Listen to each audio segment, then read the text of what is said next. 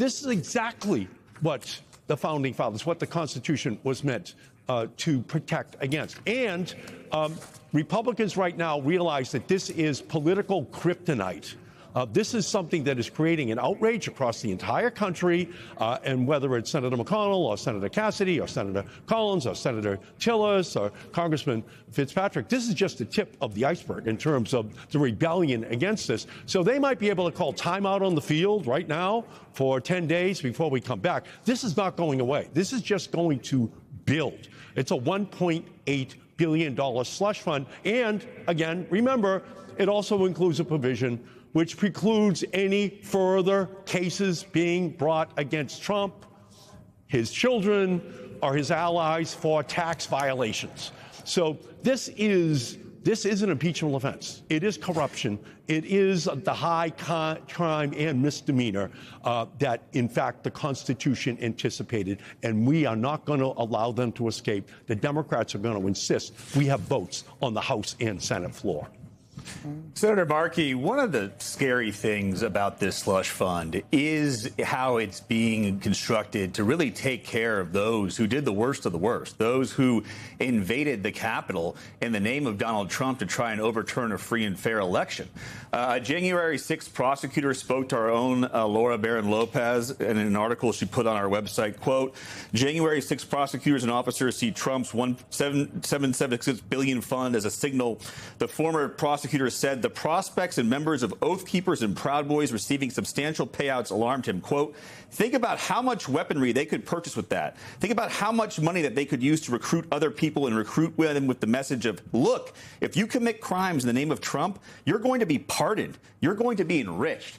How fearful are you, Senator Markey, that this is a payment to a paramilitary group which Donald Trump could rise up at a moment's notice and say, look at Minnesota, you're not going to be accountable for anything if you kill someone in the street. And by the way, here's money for you at the end of the day. And thank you, Luke, because this is basically signaling to Oath Keepers, to Proud Boys, to those who were down in Charlottesville. They were good people on both sides, says the president.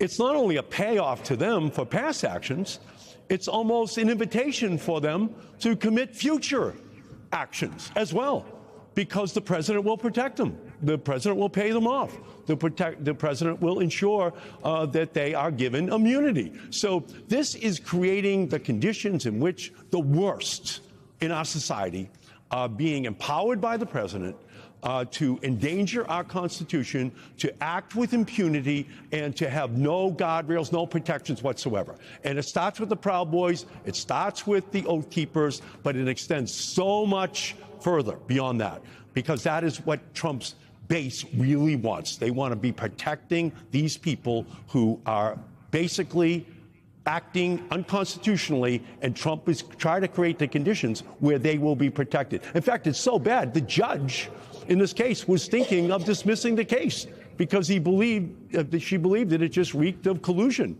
And the IRS had big problems with it. The Department of Treasury official quit when this fund was announced. So the president wants to wall out the judiciary and the Congress.